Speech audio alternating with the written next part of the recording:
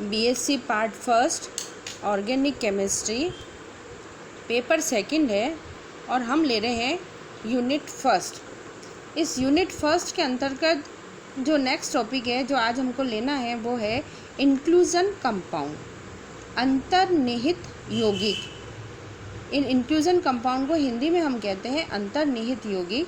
जैसा इनका नाम है अंतर्निहित मतलब एक के अंदर दूसरे का होना, ऐसे कंपाउंड अंतर्निहित यौगिक कहलाते हैं। ये दो अवयव से मिलकर बने हुए होते हैं। एक होता है गेस्ट मॉलिक्यूल और दूसरा होता है होस्ट मॉलिक्यूल। गेस्ट मतलब मेहमान और होस्ट मतलब मेजबान। तो मेजबान के अंदर मेहमान कैद होता है, तो एक के अंदर दूसरा है, मेजबान के अंदर मेहमान है, इसलिए इसका नाम अंतर्निहित यौगिक है। ये तो केवल समझने वाली बात है।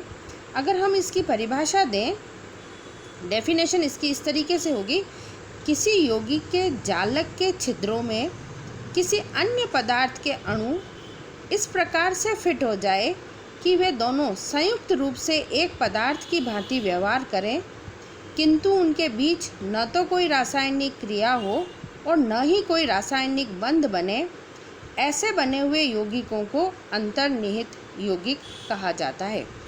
तो जो होस्ट मॉलिक्यूल है उसके अंदर गेस्ट मॉलिक्यूल फंस जाता है और वो दोनों मिलके एक कंपाउंड कहलाता है और वो इंक्लूजन कंपाउंड कहलाएंगे। ये दोनों एक दूसरे के अंदर होते तो हैं पर इनके बीच में कोई भी केमिकल रिएक्शन नहीं होती है और न ही कोई रासायनिक बंध, इसके अंदर बॉन्ड भी किसी तरीके का इसके बीच में नहीं बनता है। केवल इनके जो मॉलिक्यूल बनते हैं उनमें जो स्पेस हो जाता है उसके अंदर होस्ट मॉलिक्यूल फंस जाते हैं या कैद हो जाते हैं, उन्हीं को हम इंक्लूजन कंपाउंड कहते हैं। ये जो इंक्लूजन कंपाउंड है वो मेनली टू टाइप्स के होते हैं। एक होते हैं चैनल कंपाउंड, वाहिका या नाल संकुल, और दूसरे होते हैं क्लेथरेट कंपाउंड, क्लेथरेट यौगिक। ये टू टाइप्स के हैं, दोनों के अंदर ही होस्ट और गेस्ट होते हैं। बस केवल डिफरेंस कहाँ है, इनके जो होस्ट मॉलिक्यूल हैं उनके बीच में स्पेस का अंतर होता है और उसके अंदर गेस्ट अलग अलग फंसते हैं। बस यही डिफरेंस इसके अंदर आएगा। एक एक करके हम लें। पहला हम लेते हैं चैनल कंपाउंड। इसमें होस्ट मॉलिक्यूल इस प्रकार से अरेंज रहते हैं कि उनमें एक नाली जैसी रिक्त स्थान रह जाए, एक पूरी की पूरी चैनल बन जाती है, मतलब एक लंबी नाली जो है उस तरीके का स्पेस इसके अंदर रह जाएगा। अब यदि इस नाल में या नाली में कोई लॉन्ग चेन वाला यौगिक वहाँ प्रेजेंट हो तो वो उस नाल में फंस जाता है। तो वो जो नाली बनी वो तो किसकी बनी, होस्ट की बनी, और फंसेगा कौन सा, जो उस तरीके के स्ट्रक्चर वाला होगा। तो जिसकी स्ट्रक्चर इस नाली जैसी होगी वो उसके अंदर फंस जाएगा और नाल यौगिकों का निर्माण इसके अंदर होता है।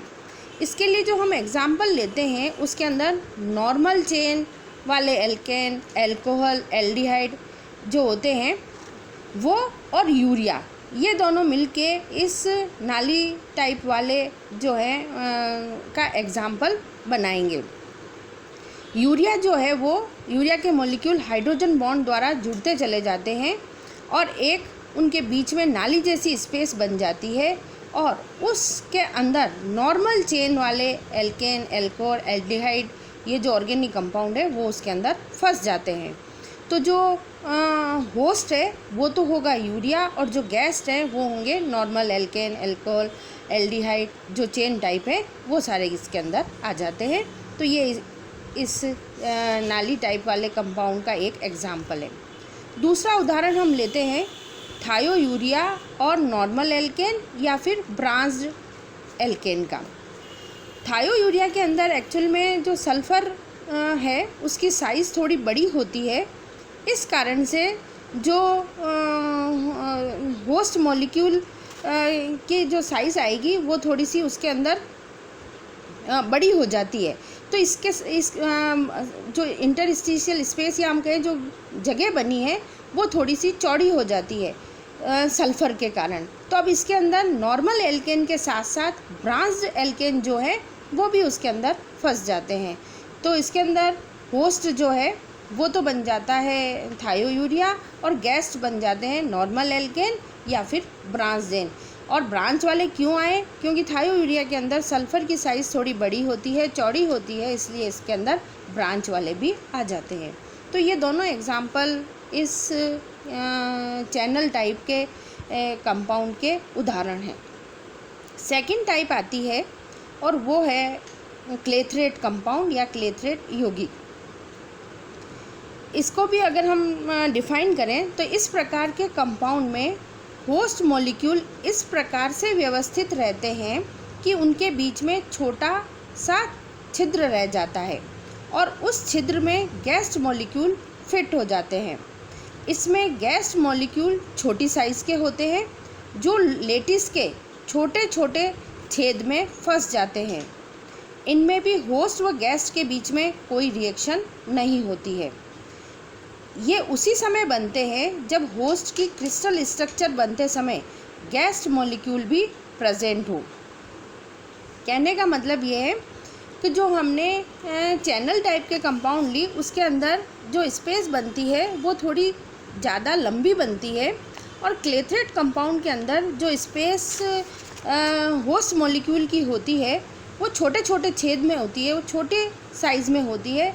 इसलिए इसके अंदर जो गेस्ट मॉलिक्यूल फंसेगा वो भी साइज़ में छोटा होगा, क्योंकि लेटिस के बीच में छेद जो है वो थोड़े छोटे होते हैं।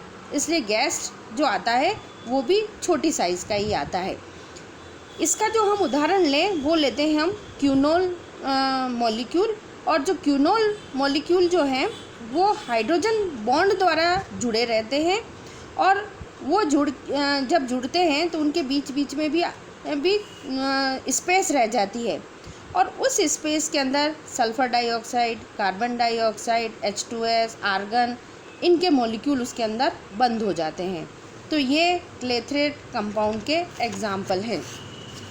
जो क्यूनोल है वो हाइड्रोजन बॉन्ड द्वारा जुड़ता है और बीच में उसमें जगह रह जाती है और उस जगह में ये कार्बन डाइऑक्साइड, आर्गन आगे आदि के इनके जो मॉलिक्यूल है वो उसके अंदर फंस जाते हैं। ये क्लेथरेट कंपाउंड स्टेबल होते हैं और गर्म करने पर किसी ऑर्गेनिक सॉल्वेंट में इनको डिज़ोल्व करें तो गैस मॉलिक्यूल इसमें से बाहर निकल जाता है। तो इस प्रकार से हम इसका एक स्ट्रक्चर बना सकते हैं क्लेथरेट कंपाउंड में का। इसमें ये देखिए 3 क्विनोल के मॉलिक्यूल आपस में हाइड्रोजन बॉन्ड द्वारा जुड़े हुए हैं और बीच में ये आर्गन इसके अंदर फंसा हुआ है। तो इस तरीके से ये जो दोनों हैं वो इंक्लूजन कंपाउंड के एग्जाम्पल हैं कि इसके अंदर दोनों में ही गेस्ट और होस्ट होते हैं। बस केवल अंतर कहाँ आता है कि बीच की जो स्पेस है उसके साइज़ के अंदर अंतर होता है और उसी के आधार पर हमने इनको 2 भागों के अंदर बांटा है। तो ये इंक्लूजन कंपाउंड भी अपने आप में एक स्पेशल टाइप के कंपाउंड है और हमने इनको यहाँ पर समझने की कोशिश की। Thank you.